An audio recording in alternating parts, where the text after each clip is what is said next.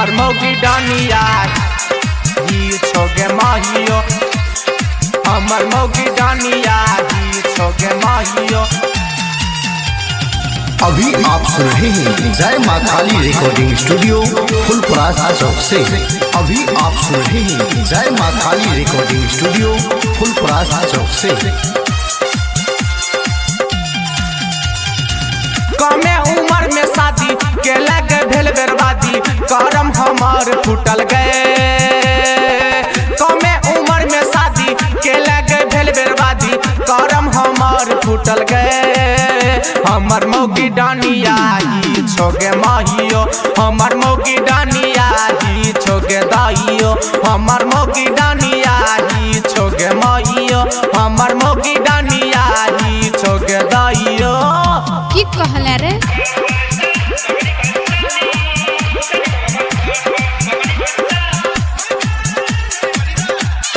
DJ Chandeshwar पंडित पिपरास चौक, DJ Chandeshwar पंडित पिपरास चौक।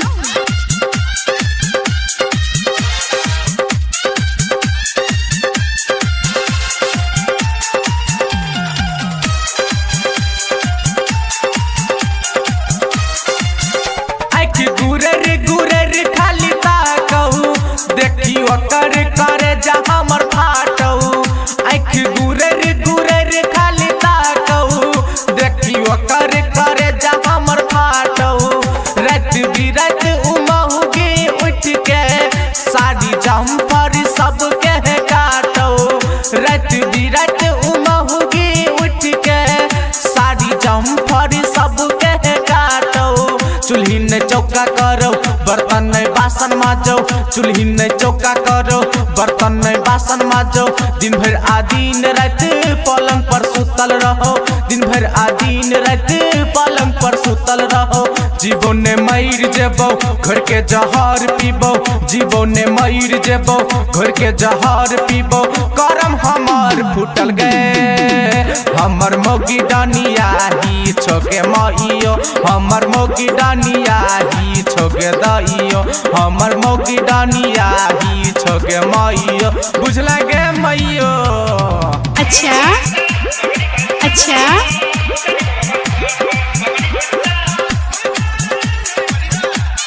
DJ Chandeshwar पंडित पिपरास चौक, DJ Chandeshwar पंडित पिपरास चौक।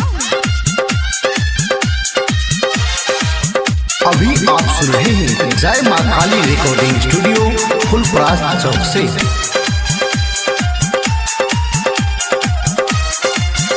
ऐसा निक रह फूल कुमारी, देखे में है सुनर आगे प्यारी।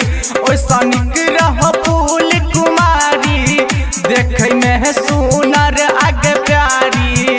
हमारा विपत पड़ल भारी, छूटल नौकरी सरकारी। हमारा विपत पड़ल भारी, छूटल नौकरी सरकारी। केकरो ने बात मानो रह रह के कोना करो, भगवान जी ठाकुर पर जादू आ मंत्र मारो। केकरो ने बात मानो रह रह के कोना करो, भगवान जी ठाकुर पर जादू आ मंत्र मारो। राइटर ओबैद आलल भगेले सुन पागल, राइटर ओबैद आलल भगेले सुन पागल। करम हमर फूटल गए, हमर मौगी डानिया ही छगे माहियो, हमर मौगी डानिया ही छगे दाइयो, हमर मौगी डानिया ही छगे दाइयो। अभी आप सुन रहे हैं जय माँ काली रिकॉर्डिंग स्टूडियो फुलपरास चौक से।